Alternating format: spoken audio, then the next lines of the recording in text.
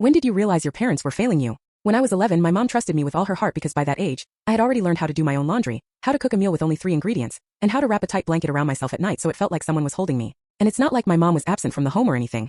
She just spent all her time locked in her room working on her art. And as for why her art was never enough to pay the bills, I just figured that she trusted me enough to make budget-friendly choices. So even when I woke up in the middle of the night to gunshots or the 100-degree heat in summer because we had no AC, I felt a sense of deep pride. Whenever I went to my friends' houses, I always cooked the entire house dinner. And they'd wake up to the house spick and span, counters wiped, sofas hoovered, even got the dollar bills that fell in between the cushions. They'd always say things like, "Wow, your mom must be an incredible woman with how well she raised you."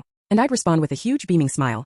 Yes, she's the best. No one ever questioned why I was so underweight, why I wasn't able to sleep in a bed and instead always opted for the hardwood floor, why I couldn't even get through a sentence without apologizing. They always just thought I was mature and polite. So one day, when my mom came out of her room for the first time in days, I lunged towards her. "Mommy, look at my report card. The teacher said I did really good." "That's nice, honey," she said with a sigh, her tobacco breath burning my nostrils. "Can you tell Mommy what day it is?" "Wednesday." I thought if I could make myself seem cheery enough, then she would finally love me in the way I wanted. Until suddenly, she started thrashing around the place and punched a hole in the drywall. I thought it was effing Thursday. I thought the payout was today. When I walked up to her, she lifted her fist as if she was about to take her anger out on me, so I made sure to speak really quickly. "Mom, I have $20. Immediately, her face softened. "Honey, you are the kindest, most mature girl a mother could ever ask for." But I didn't have time to savor the moment because as soon as she snatched it from my hand, she walked over to the store to buy art supplies, came home and went back to working on her art. Now, you may be wondering where I got the $20 from. Well, there was this rich kid at school who always had lunch money.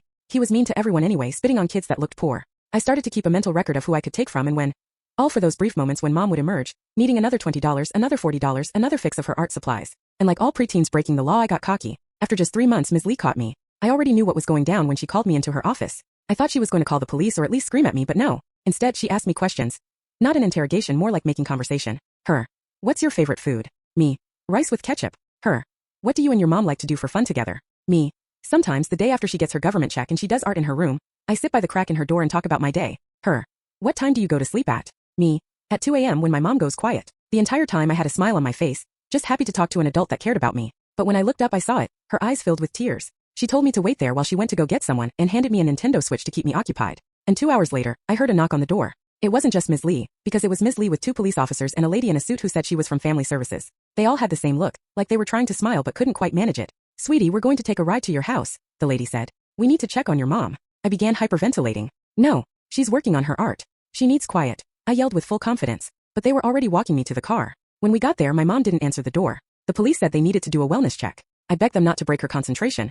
But they opened the door anyway because my mom always insisted on keeping it unlocked. I was the one to knock on my mom's door. "Mom, there are people here." When she didn't respond, I begged them to leave her alone, but they wouldn't. And within seconds, the policeman had opened the door himself. What I saw made my jaw drop so hard I thought my face was about to split. "No,